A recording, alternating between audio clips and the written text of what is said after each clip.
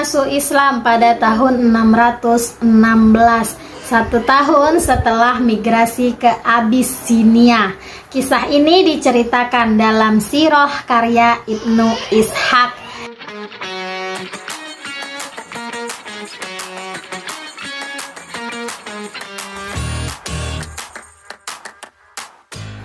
Halo, assalamualaikum. Kembali lagi bersama Ayu. Hari ini kita bakalan bahas khalifah yang kedua, yaitu pengganti Abu Bakar As-Siddiq yang bernama Umar bin Khattab. Sebelumnya sumber ini Ayu dapatkan dari Wikipedia, dan mohon maaf jika nanti ada kesalahan dalam penyebutan nama, gelar, dan juga tempat. Terima kasih yang sudah menonton video ini dari awal hingga nanti sampai habis. Selamat menyaksikan ceritanya. Umar bin Khattab adalah khalifah kedua kekhalifahan Rasyidin yang berkuasa pada tahun 634 Masehi sampai 644 Masehi. Dalam Islam Sunni, Umar digolongkan sebagai salah satu khulafaur Rasyidin. Umar merupakan salah satu sahabat dari Nabi Muhammad dan juga merupakan ayah dari Hafsah, yaitu istri Nabi Muhammad. Umar adalah salah satu dari 10 orang yang dijanjikan masuk surga. Dia mengambil alih kekhalifahan Islam setelah kematian Abu Bakar As-Siddiq pada tanggal 23 Agustus 634 Masehi, bertepatan dengan tanggal 22 Jumadil Akhir tahun 13 Hijriah. Dalam sudut pandang Sunni, Umar termasuk salah satu pemimpin yang hebat dan suri tauladan dalam masalah keislaman. Beberapa hadis menyebutkan dirinya sebagai sahabat Nabi paling utama setelah Abu Bakar. Umar memiliki julukan yang diberikan oleh Nabi Muhammad, yaitu Al-Faruq, yang berarti orang yang bisa memisahkan antara kebenaran dan kebatilan. Namun di sisi lain, Umar cenderung dipandang negatif dalam perspektif Syiah. Pada masa kepemimpinannya, kekhalifahan menjadi salah satu kekuatan besar baru di wilayah Timur Tengah. Selain menaklukkan Kekaisaran Sasaniyah yang sudah melemah hanya dalam kurun waktu 2 tahun, yaitu pada 642 sampai 644, Umar berhasil mengambil alih kepemimpinan 2/3 wilayah Kekaisaran Romawi Timur. Perluasan wilayah ini juga diikuti berbagai pembaharuan.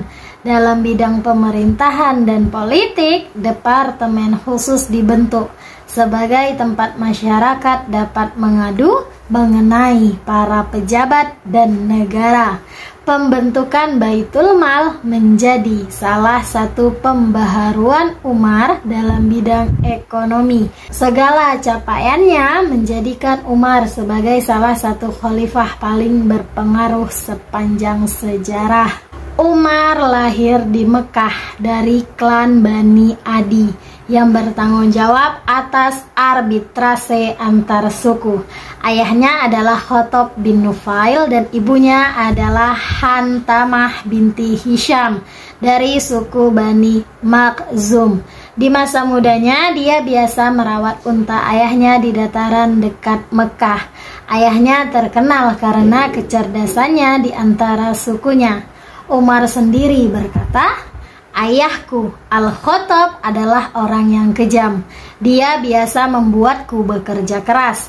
Jika aku tidak bekerja, dia biasa memukuliku dan dia biasa membuatku kelelahan." Meskipun baca tulis tidak umum di Arabia pra-Islam, Umar belajar membaca dan menulis di masa mudanya. Meskipun bukan seorang penyair, dia mengembangkan kecintaan pada puisi dan sastra. Menurut tradisi kaum Quraisy, saat masih remaja, Umar mempelajari seni bela diri, menunggang kuda, dan gulat. Dia tinggi, kuat secara fisik dan pegulat terkenal. Ia juga seorang orator berbakat yang menggantikan ayahnya sebagai penengah di antara suku-suku. Umar menjadi seorang pedagang dan melakukan beberapa perjalanan ke Romawi, Bizantium, dan Persia Sasaniyah, di mana ia dikatakan telah bertemu dengan berbagai sarjana dan menganalisis masyarakat Romawi dan Persia. Sebagai seorang pedagang, dia tidak berhasil seperti orang lain di sekitarnya. Umar gemar minum di masa pra-Islamnya. Pada tahun 610, Nabi Muhammad mulai menkhutbahkan pesan Islam. Namun, seperti banyak orang lain di Mekah, Umar menentang Islam dan bahkan mengancam akan membunuh Nabi Muhammad. Dia memutuskan untuk mempertahankan agama politeistik tradisional Arab. Dia bersikeras dan kejam dalam menentang Nabi Muhammad dan sangat menonjol dalam menganiaya umat Islam. Dia merekomendasikan kematian Nabi Muhammad. Dia sangat percaya pada kesatuan Quraisy dan melihat keyakinan baru Islam sebagai penyebab perpecahan dan perselisihan.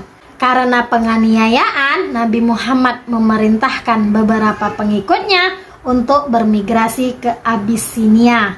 Ketika sekelompok kecil Muslim bermigrasi, Umar menjadi khawatir tentang persatuan Quraisy di masa depan dan memutuskan untuk membunuh Nabi Muhammad. Umar masuk Islam pada tahun 616, 1 tahun setelah migrasi ke Abyssinia. Kisah ini diceritakan dalam Sirah karya Ibnu Ishaq. Dalam perjalanannya untuk membunuh Nabi Muhammad, Umar bertemu dengan sahabatnya Nuaim bin Abdullah yang diam-diam telah masuk Islam tetapi tidak memberitahu Umar. Ketika Umar memberitahunya bahwa dia telah bersiap untuk membunuh Nabi Muhammad, Nuaim berkata, "Demi Tuhan, kamu telah menipu dirimu sendiri, wahai Umar. Apakah menurut Anda Banu Abdul Manaf akan membiarkan Anda berlarian hidup-hidup setelah Anda membunuh putra mereka, Muhammad? Mengapa Anda tidak kembali ke rumah Anda sendiri dan setidaknya meluruskannya?" Nuaim menyuruhnya untuk menanyakan tentang rumahnya sendiri, di mana saudara perempuannya dan suaminya telah masuk Islam. Setibanya di rumahnya, Umar mendapati adik dan iparnya Sa'id bin Zaid, yaitu sepupu Umar, sedang membaca ayat-ayat Al-Quran dari surah Taha, diajari oleh seorang sahabat Nabi Muhammad, Khabbab bin Al-Arat. Ketika Umar sampai di depan pintu, Khabbab bersembunyi. Umar mulai bertengkar dengan saudara iparnya. Ketika saudara perempuannya datang untuk menyelamatkan suaminya, dia juga mulai bertengkar dengannya. Namun tetap saja mereka terus mengatakan, "Anda boleh membunuh kami, tetapi kami tidak akan meninggalkan Islam." Mendengar kata-kata ini, Umar menampar adiknya begitu keras, sehingga dia jatuh ke tanah dengan darah dari mulutnya. Ketika dia melihat apa yang dia lakukan pada saudara perempuannya, dia terdiam karena rasa bersalah dan meminta saudara perempuannya untuk memberinya apa yang dia baca. Saudarinya menjawab negatif dan berkata, "Kamu najis dan tidak ada orang najis yang dapat menyentuh kitab suci." Dia bersikeras, tetapi saudara perempuannya tidak bersedia mengizinkannya menyentuh halaman kecuali dia membasuh tubuhnya. Umar akhirnya menyerah. Ia membasuh tubuhnya dan kemudian mulai membaca ayat-ayat yang berbunyi, "Sesungguhnya Akulah Allah, tidak ada Tuhan selain Aku, maka sembahlah Aku dan dirikanlah sholat yang teratur untuk mengingatku. Dia menangis dan menyatakan, sesungguhnya ini adalah firman Allah. Aku bersaksi bahwa Nabi Muhammad adalah utusan Allah. Mendengar ini, Khabbab keluar dari dalam dan berkata, "Wahai Umar, kabar gembira untukmu.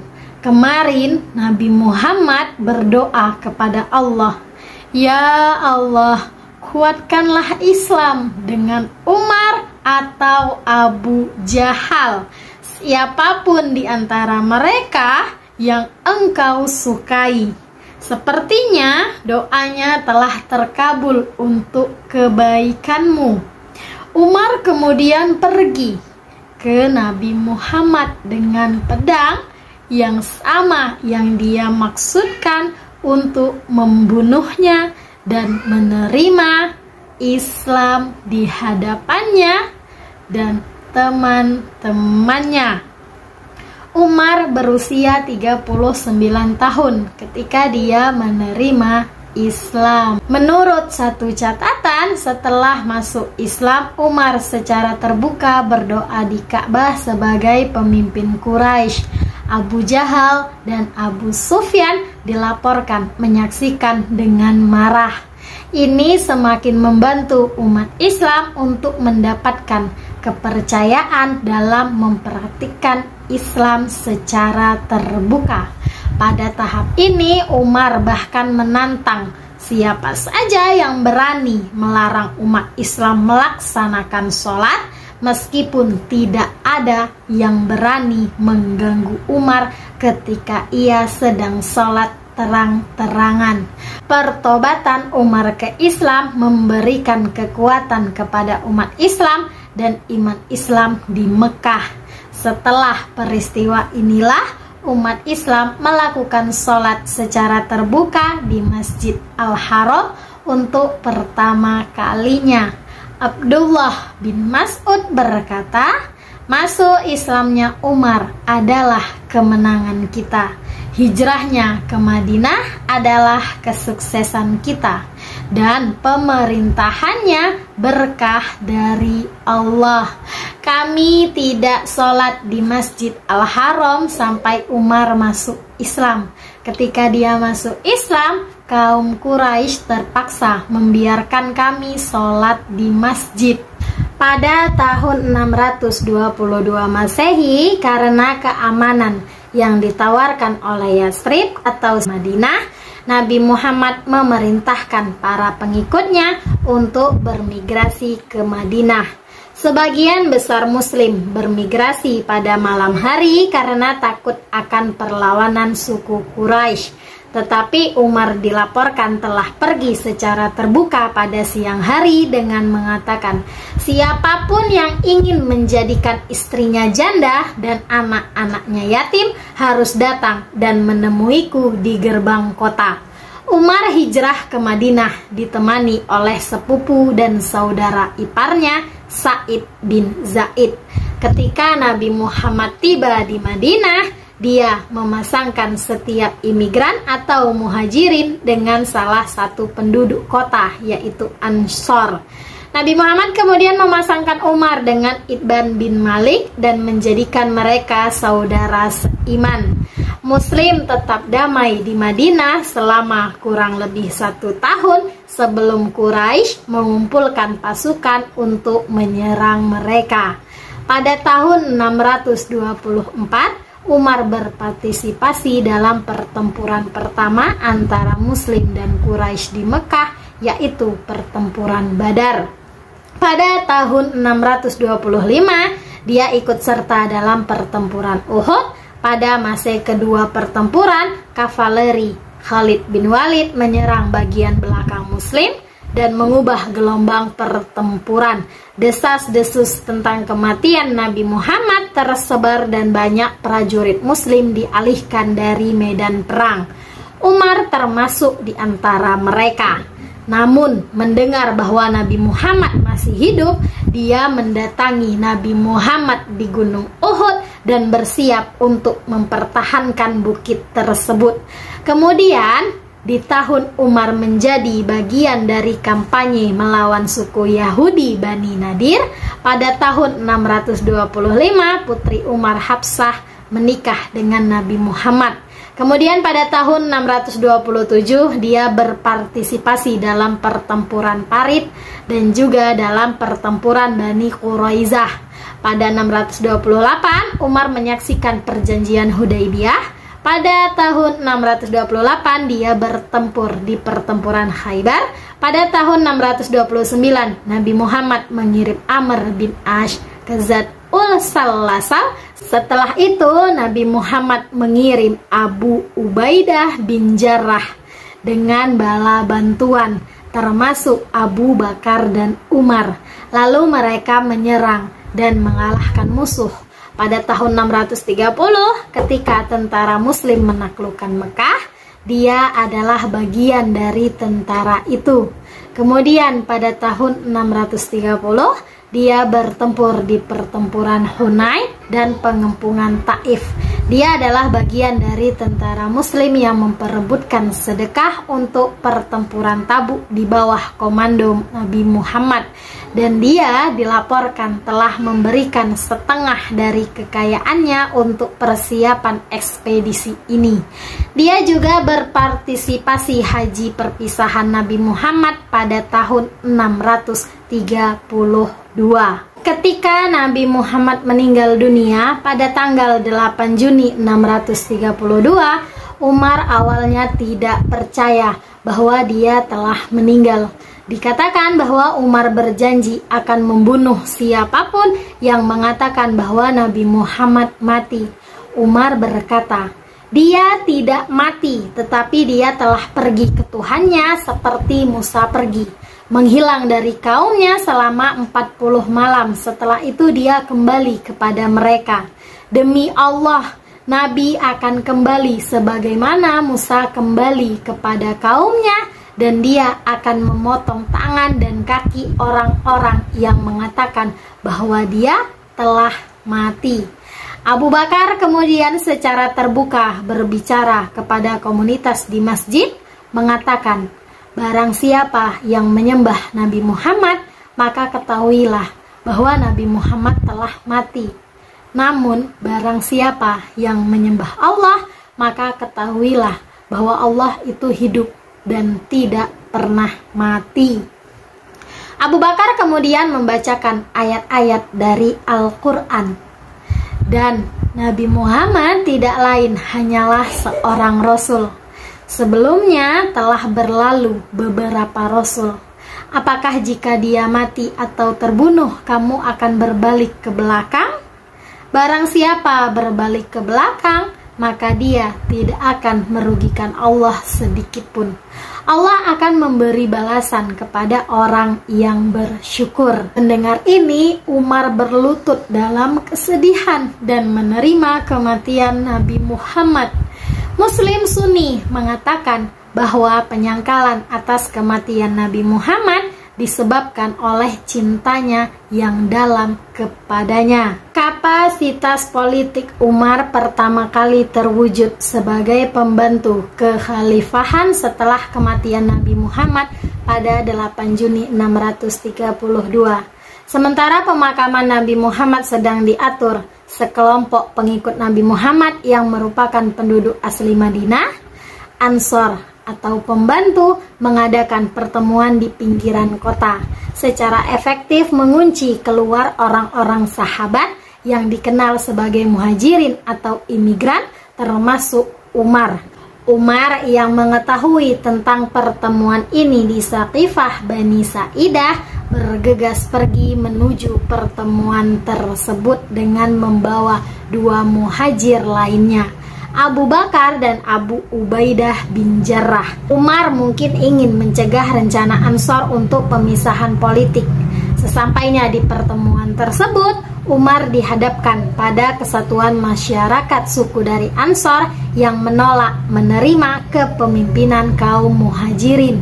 Namun, Umar tidak gentar dengan keyakinannya bahwa kekhalifahan harus berada di bawah kendali kaum muhajir. Umar setelah negosiasi tegang yang berlangsung 1 atau 2 hari dengan cemerlang membagi Ansor menjadi faksi lama mereka yang bertikai Aus dan suku Khazraj. Umar menyelesaikan perpecahan dengan meletakkan tangannya di tangan Abu Bakar sebagai calon persatuan bagi mereka yang berkumpul di Saqifah. Orang lain di Saqifah mengikutinya, kecuali suku Khazraj dan pemimpin mereka, Sa'ad bin Ubadah, yang dikucilkan sebagai akibatnya. Suku Khazraj dikatakan tidak menimbulkan ancaman berarti, karena ada cukup banyak prajurit dari suku Madinah seperti Bani Aus untuk segera mengatur mereka menjadi pengawal militer untuk Abu Bakar. Meskipun hampir semua umat Islam telah memberikan janji kesetiaan mereka kepada Umar, dia lebih ditakuti daripada dicintai. Menurut Muhammad Husain Haikal, tantangan pertama bagi Umar adalah memenangkan rakyatnya dan anggota Majelis Syuro. Umar adalah seorang orator berbakat dan dia menggunakan kemampuannya untuk meningkatkan reputasinya di antara orang-orang. Muhammad Husain Haikal menulis bahwa penekanan Umar adalah pada kesejahteraan orang miskin dan kurang mampu.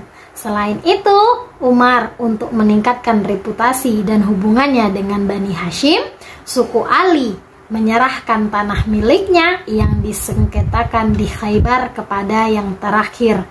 Ia mengikuti keputusan Abu Bakar atas sengketa tanah Fada, tetap memperlakukannya sebagai milik negara. Dalam perang Riddah, ribuan tahanan dari suku pemberontak dan murtad dibawa sebagai budak selama ekspedisi.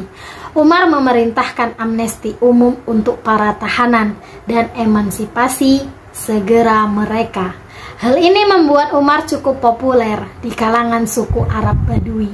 Dengan dukungan publik yang diperlukan di pihaknya, Umar mengambil keputusan berani untuk memanggil kembali dan memberhentikan Khalid bin Walid dari jabatan komando tertinggi di garis depan Romawi. Pemerintahan Umar adalah pemerintahan kesatuan, di mana otoritas politik yang berdaulat adalah khalifah. Kekhalifahan Umar dibagi menjadi provinsi dan beberapa wilayah otonom, misalnya Azerbaijan dan Armenia, yang telah menerima kekuasaan kekhalifahan. Provinsi dikelola oleh gubernur provinsi atau wali, dipilih secara pribadi dan cermat oleh Umar. Provinsi dibagi lagi menjadi sekitar 100 kabupaten. Setiap kabupaten atau kota utama berada di bawah tanggung jawab seorang gubernur muda atau amir. Biasanya diangkat oleh Umar sendiri, tetapi kadang-kadang juga ditunjuk oleh gubernur provinsi. Di beberapa distrik ada perwira militer yang terpisah, meskipun wali dalam banyak kasus adalah Panglima Angkatan Darat yang bermarkas di provinsi tersebut. Setiap janji dibuat secara tertulis. Pada saat pengangkatan dikeluarkan instrumen instruksi dengan maksud untuk mengatur tingkah laku wali. Saat menjabat, wali diminta untuk mengumpulkan orang-orang di masjid utama dan membacakan instrumen instruksi di depan mereka. Instruksi umum Umar kepada para perwiranya adalah, ingat, saya tidak menunjuk Anda sebagai komandan dan tiran atas rakyat. Saya telah mengirim Anda sebagai pemimpin, sehingga orang-orang dapat mengikuti teladan Anda. Berilah kaum muslimin hak-hak mereka dan jangan pukul mereka agar mereka tidak dilecehkan. Jangan terlalu memuji mereka. Jangan sampai mereka jatuh ke dalam kesalahan kesombongan. Jangan tutup pintumu di hadapan mereka. Jangan sampai yang lebih kuat memakan yang lebih lemah. Dan jangan bersikap seolah-olah Anda lebih tinggi dari mereka, karena itu adalah tirani atas mereka. Berbagai kode etik ketat lainnya harus dipatuhi oleh para gubernur dan pejabat negara. Para perwira utama diharuskan melakukan perjalanan ke Mekah pada kesempatan ibadah haji, di mana orang-orang bebas mengajukan keluhan apapun terhadap mereka. Untuk memperkecil kemungkinan terjadinya korupsi, Umar menetapkan untuk membayar gaji yang tinggi kepada para staf. Gubernur provinsi menerima sebanyak 5 hingga 7.000 dirham setiap tahun, selain bagian mereka dari rampasan perang, atau jika mereka juga panglima tertinggi tentara di sektor mereka. Umar pertama kali mendirikan departemen khusus untuk penyelidikan pengaduan terhadap para pejabat negara. Departemen ini bertindak sebagai pengadilan tata usaha negara, di mana proses hukum dipimpin langsung oleh Umar. Departemen itu berada di bawah tanggung jawab Muhammad bin Maslamah, salah satu orang Umar yang paling dipercaya. Dalam kasus-kasus penting, Muhammad bin Maslamah diutus oleh Umar untuk pergi ke tempat itu, menyelidiki tuduhan itu dan mengambil tindakan. Kadang-kadang komisi penyelidik dibentuk untuk menyelidiki tuduhan itu. Kadang-kadang para petugas yang menerima pengaduan dipanggil ke Madinah dan diadili di pengadilan tata usaha Umar. Umar dikenal karena dinas intelijen ini, di mana dia meminta pertanggungjawaban para pejabatnya. Layanan ini juga dikatakan telah menginspirasi ketakutan pada rakyatnya. Umar adalah pelopor dalam beberapa urusan. Yang pertama, Umar adalah orang pertama yang memperkenalkan sistem pelayanan publik, di mana catatan pejabat dan tentara disimpan. Dia juga menyimpan sistem rekaman untuk pesan yang dia kirim ke gubernur dan kepala negara. Yang kedua, dia adalah orang pertama yang menunjuk pasukan polisi untuk menjaga ketertiban sipil. Yang ketiga, dia adalah orang pertama yang mendisiplinkan orang-orang ketika mereka menjadi tidak teratur. Aspek penting lainnya dari pemerintahan Umar adalah bahwa dia melarang gubernur dan agennya terlibat dalam urusan bisnis apapun saat berada dalam posisi kekuasaan. Seorang pegawai Umar bernama Al-Harits bin Ka'ab bin Wahab pernah ditemukan memiliki yang lebih di luar gajinya, dan Umar menanyakan tentang kekayaannya.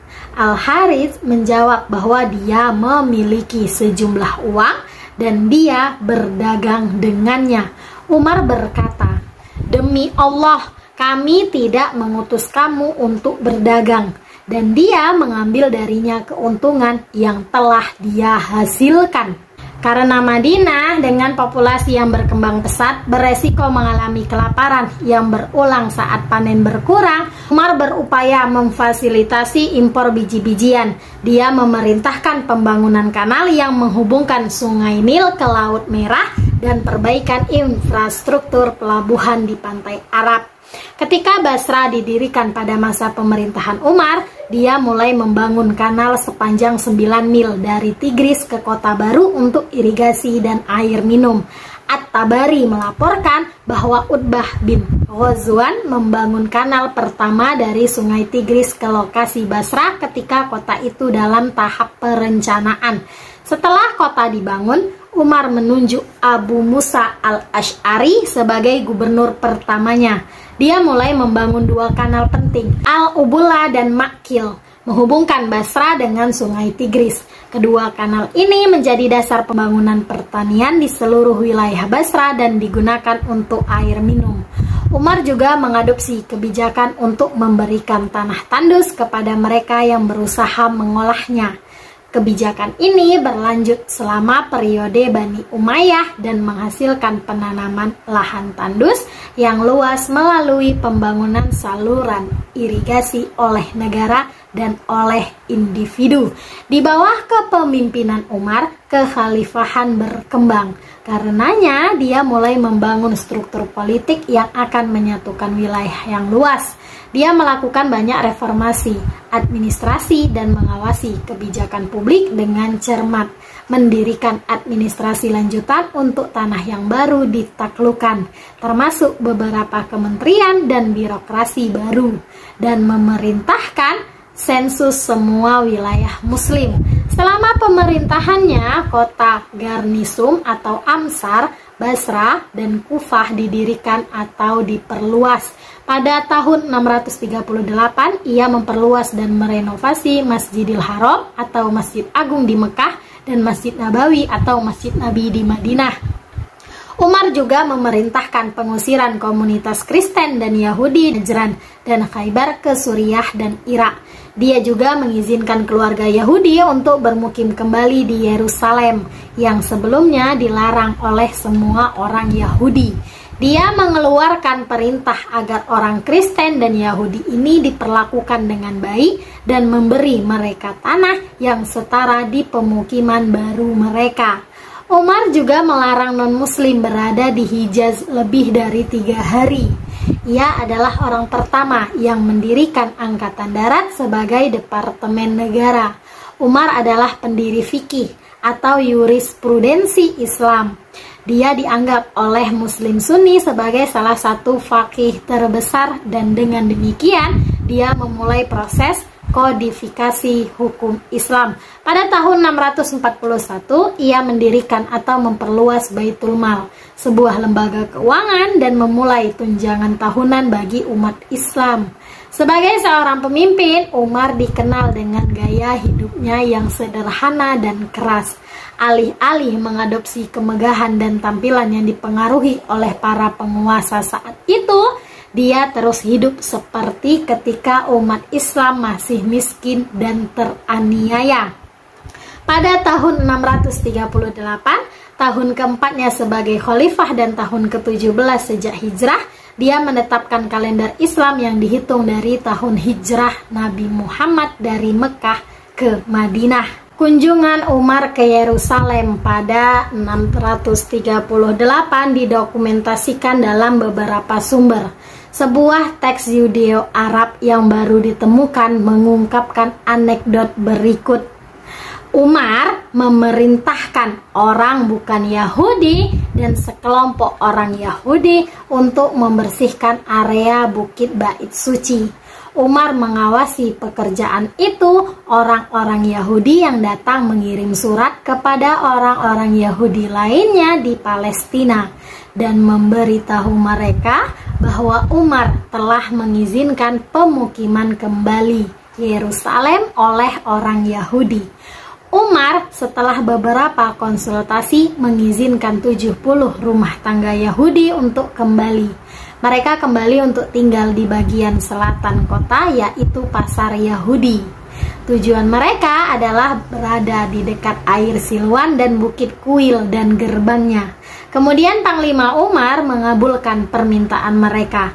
70 keluarga pindah ke Yerusalem dari Tiberias dan daerah sekitarnya dengan istri dan anak-anak mereka.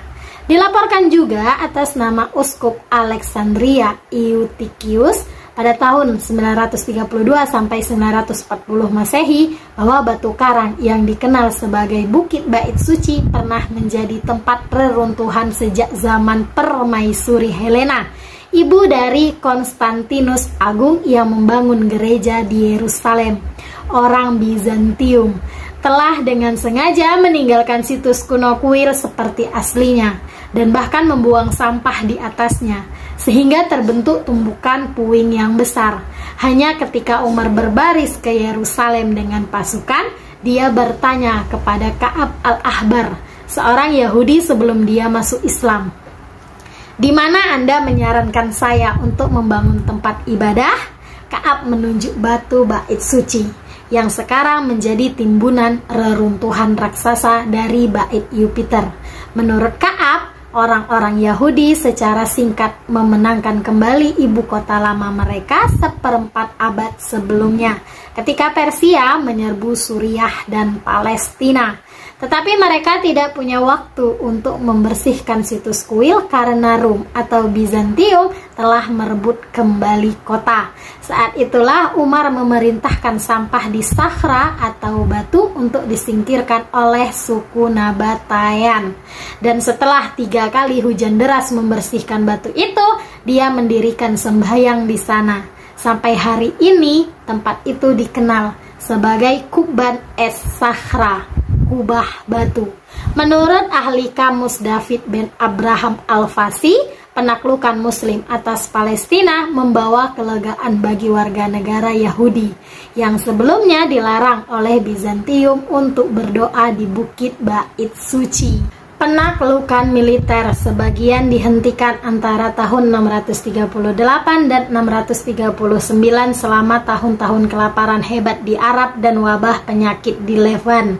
Selama masa pemerintahannya Levan, Mesir, Sirenaica, Tripolitania, Fezan, Anatolia Timur, hampir seluruh kekaisaran Persia, Sasaniyah termasuk Bakhtira, Persia, Azerbaijan, Armenia, Kaukasus, dan Makran dianeksasi oleh kekhalifahan Rashidin. Menurut satu perkiraan, lebih dari 4.050 kota direbut selama penaklukan militer ini. Sebelum kematiannya pada tahun 644, Umar telah menghentikan semua ekspedisi militer yang tampaknya dilakukan untuk mengkonsolidasikan kekuasaannya di Mesir Romawi dan Kekaisaran Sasaniyah yang baru ditaklukkan, yaitu pada tahun 642 sampai 644. Saat kematiannya pada November 644, pemerintahannya diperpanjang dari Libya sekarang di barat ke Sungai Indus di timur dan Sungai Oxus di utara. Pada tahun 638 Masehi, Arab mengalami kekeringan parah yang diikuti oleh kelaparan. Tak lama kemudian, cadangan makanan di Madinah mulai habis.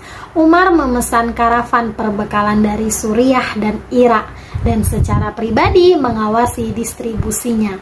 Tindakannya menyelamatkan banyak nyawa di seluruh Arabia. Gubernur pertama yang menanggapi adalah Abu Ubaidah bin Jarrah, gubernur Suriah dan panglima tertinggi tentara Rashidin. Belakangan Abu Ubaidah melakukan kunjungan pribadi ke Madinah dan bertindak sebagai petugas penanggulangan bencana yang dipimpin langsung oleh Umar. Untuk pengungsi internal, Umar menyelenggarakan makan malam setiap malam di Madinah yang menurut perkiraan dihadiri lebih dari 100.000 orang. Saat kelaparan berakhir di Arab, banyak distrik di Suriah dan Palestina dihancurkan oleh wabah. Sementara Umar sedang dalam perjalanan untuk mengunjungi Suriah, di Eilat dia diterima oleh Abu Ubaidah bin Jarrah, gubernur Suriah, yang memberitahunya tentang wabah dan intensitasnya dan menyarankan agar Umar kembali ke Madinah. Umar mencoba membujuk Abu Ubaidah untuk ikut bersamanya ke Madinah, namun ia menolak meninggalkan pasukannya dalam situasi genting itu. Abu Ubaidah meninggal pada 639 karena wabah yang juga merenggut nyawa 25.000 muslim di Suriah. Setelah wabah mereda pada akhir tahun 639, Umar mengunjungi Suriah untuk reorganisasi politik dan administrasi karena sebagian besar komandan dan gubernur veteran telah meninggal karena wabah. Agar dekat dengan orang miskin, Umar tinggal di gubuk lumpur sederhana tanpa pintu dan berjalan-jalan setiap malam. Setelah berkonsultasi dengan orang miskin, Umar mendirikan biro kesejahteraan pertama, Baitul Mal. Baitul Mal membantu muslim dan non-muslim yang miskin, membutuhkan, lanjut usia, yatim piatu, janda, dan orang cacat.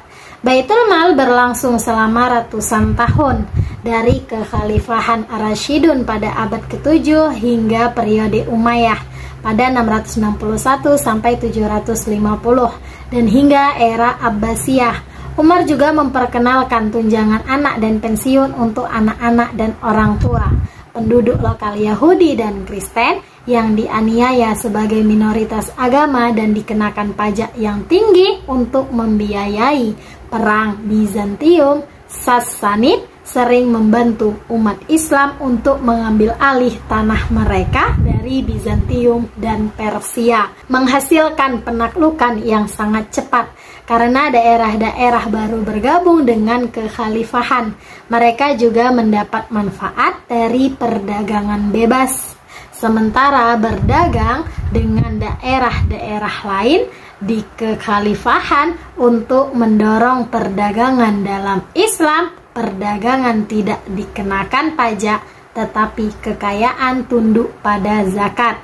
Sejak konstitusi Madinah yang disusun oleh Nabi Muhammad, orang Yahudi dan Kristen terus menggunakan hukum mereka sendiri di kekhalifahan dan memiliki hakim sendiri.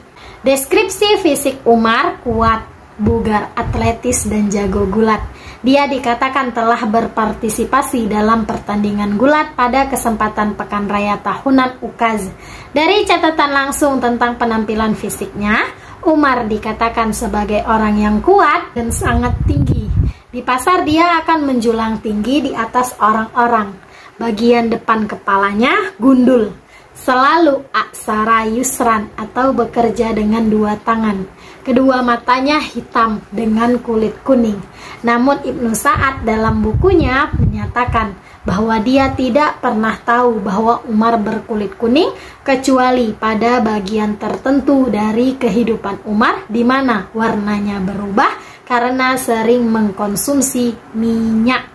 Yang lain mengatakan dia memiliki kulit putih kemerahan, giginya asnabul asnan, sangat putih bersinar. Dia akan selalu mewarnai janggutnya dan merawat rambutnya menggunakan sejenis tanaman. Sejarawan Muslim awal, Ibnu Sa'ad dan Al-Hakim menyebutkan bahwa Abu Miryam Zir, penduduk asli Kufah, menggambarkan Umar sebagai sudah lanjut usia, botak, berkulit kuning kecoklatan, seorang pria kidal, tinggi dan menjulang di atas orang. Putra sulung Umar, Abdullah, gambarkan ayahnya sebagai seorang pria dengan kulit cerah, warna kemerahan yang dominan, tinggi, botak, dan abu-abu. Sejarawan Salimah bin Al-Ahwa mengatakan bahwa Umar ambidextrous. Dia bisa menggunakan kedua tangannya dengan sama baiknya. Atas otoritas Abu Raja Al-Uqtaridi, Ibnu Asakir mencatat bahwa Umar adalah seorang pria tinggi, gemuk, sangat botak, sangat kemerahan dengan rambut tipis di pipi, kumisnya besar, dan ujungnya kemerahan. Bersama dengan Khalid bin Walid, Umar berpengaruh dalam perang Riddah. Salah satu keberhasilan strategisnya adalah pemisahan aliansi Bizantium Sassaniyah pada tahun 636 ketika Kaisar Heraklius dan Kaisar Yazdegerd III bersekutu melawan musuh bersama mereka. Dia beruntung bahwa Kaisar Persia Yazdegerd III tidak bisa melakukan sinkronisasi dengan Heraklius seperti yang direncanakan. Umar sepenuhnya memanfaatkan kesempatan itu dengan membujuk Bizantium untuk bertindak sebelum waktunya. Ini bertentangan dengan perintah Kaisar Heraklius yang mungkin menginginkan serangan terkoordinasi bersama dengan Persia. Umar melakukannya dengan mengirimkan bala bantuan ke garis depan Romawi dalam pertempuran Yarmuk, dengan instruksi bahwa mereka harus muncul dalam bentuk kelompok kecil, satu demi satu, memberikan kesan aliran bala bantuan yang terus-menerus yang akhirnya memikat Bizantium ke pertempuran sebelum waktunya. Di sisi lain, Yazdegerd III terlibat dalam negosiasi yang selanjutnya memberi Umar waktu untuk memindahkan pasukannya dari Suriah ke Irak. Pasukan ini terbukti menentukan dalam pertempuran Al-Qadisiyah. Strateginya menghasilkan kemenangan Muslim di pertempuran Emesa kedua pada tahun 638, di mana orang-orang Arab Kristen pro-Bizantium di Jazirah dibantu oleh Kaisar Bizantium melakukan gerakan mengapit yang tak terduga dan mengepung Emesa atau Homs. Umar mengeluarkan perintah untuk menginvasi tanah air pasukan Arab Kristen yang mengepung Emesa, Jazirah. Serangan 3 cabang terhadap Jazirah diluncurkan dari Irak. Untuk lebih menekan tentara Arab Kristen, Umar menginstruksikan Sa'ad bin Abi Waqqas, komandan pasukan Muslim di Irak, untuk mengirim bala bantuan ke Emesa. Umar sendiri memimpin bala bantuan ke sana dari Madinah, di bawah tekanan yang belum pernah terjadi sebelumnya ini. Orang-orang Arab Kristen mundur dari Emesa sebelum bala bantuan Muslim tiba. Kaum Muslim menganeksasi Mesopotamia dan sebagian Armenia Bizantium. Setelah pertempuran Nahawan, Umar melancarkan invasi besar-besaran ke Kaisaran Persia Sassaniyah. Invasi itu adalah serangkaian serangan multi cabang yang terkoordinasi dengan baik, yang dirancang untuk mengisolasi dan menghancurkan target mereka. Umar melakukan invasi dengan menyerang jantung Persia, bertujuan untuk mengisolasi Azerbaijan dan Persia Timur. Ini segera diikuti oleh serangan serentak di Azerbaijan dan Fars. Selanjutnya, Sistan dan Kirman ditaklukkan, sehingga mengucilkan kubu Persia di Khorasan. Ekspedisi terakhir diluncurkan melawan Khurasan, di mana setelah pertempuran Sungai Oxus, kerajaan Persia tidak ada lagi, dan Yazdegerd III melarikan diri ke Asia Tengah. Umar dikenang oleh kaum Sunni sebagai seorang muslim yang kaku dan berwatak adil dalam urusan agama. Seorang pria yang mereka beri julukan Al-Faruq, yang berarti pembeda antara yang benar dan yang salah. Dan yang kedua dari khalifah yang mendapat petunjuk dengan benar.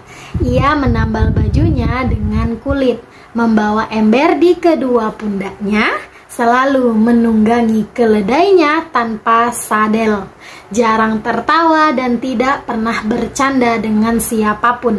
Di cincinnya tertulis kata-kata, "Cukuplah kematian sebagai pengingat bagimu, wahai Umar." Ia tidak mencari kemajuan untuk keluarganya sendiri, melainkan berusaha untuk memajukan kepentingan komunitas muslim atau ummah. Menurut salah satu sahabat Nabi Muhammad, Abdullah bin Mas'ud, ketundukan Umar kepada Islam adalah sebuah penaklukan. Hijrahnya adalah kemenangan. Imamahnya atau masa pemerintahan adalah berkah. Saya telah melihat ketika kami tidak dapat berdoa di Ka'bah sampai Umar menyerah. Ketika dia tunduk pada Islam, dia melawan mereka, orang kafir, sampai mereka meninggalkan kami sendirian dan kami berdoa. Umar dipandang sangat negatif dalam literatur Syiah 12 Imam, cabang utama Islam Syiah, dan sering dianggap sebagai perampas hak Ali atas kekhalifahan. Setelah Majelis Sakifah memilih Abu Bakar sebagai khalifah, Umar berbaris dengan orang-orang bersenjata ke rumah Ali untuk mendapatkan kesetiaan Ali dan para pendukungnya. Sumber menunjukkan bahwa ada ancaman untuk membakar rumah Ali jika dia menolak. Tetapi pertemuan itu berakhir ketika Fatimah, istri Ali, turun tangan. Menurut mayoritas tulisan ulama dan 12 imam, Fatimah diserang secara fisik oleh Umar, sehingga menyebabkan keguguran anaknya, Muhsin bin Ali, dan menyebabkan kematiannya segera setelah itu. Namun, beberapa ulama 12 imam seperti Fadlallah menolak cerita tentang penganiayaan fisik ini sebagai mitos. Meskipun Fadlallah menyebut bahwa ucapannya adalah kemungkinan dan bukan alasan tertentu untuk menolak peristiwa itu. Sekte Syiah lainnya, pengikut Zaidiyah dari Zaid bin Ali, umumnya memiliki dua pandangan tentang hal ini. beberapa cabang seperti Jaroudiyah atau Sarhubiyah tidak menerima Umar dan Abu Bakar sebagai khalifah yang sah. Misalnya Jaroudiyah percaya bahwa Nabi Muhammad menunjuk Ali dan percaya bahwa penyangkalan imamah Ali setelah kematian Nabi Muhammad akan menyebabkan kekafiran dan penyimpangan dari jalan yang benar. Pandangan lain menerima Umar dan Abu Bakar sebagai khalifah yang sah, meskipun lebih rendah dari Ali. Menurut At-Tabari dan Ibnu Attam, ketika ditanya tentang Abu Bakar dan Umar, Zaid bin Ali menjawab, "Aku tidak mendengar seorang pun dari keluargaku yang meninggalkan keduanya atau mengatakan apapun kecuali kebaikan tentang mereka kepada Al-Quran dan As-Sunnah." Pada tahun 2012, sebuah prasasti ditemukan di sebuah batu di Al-Murakkab, Arab Saudi yang dianggap sebagai tanda tangan dari Umar. Selesai sudah cerita kita hari ini. Itulah cerita tentang Umar bin Khattab. Selanjutnya kita bakalan bahas tentang khalifah yang ketiga. Siapa khalifah yang ketiga? Bisa tulis di kolom komentar jika kalian tahu. Terima kasih sekali lagi dan mohon maaf jika terdapat kesalahan dalam penyebutan nama, gelar, tempat, dan lain sebagainya. Sampai jumpa lagi. Wassalamualaikum warahmatullahi wabarakatuh. Dadah.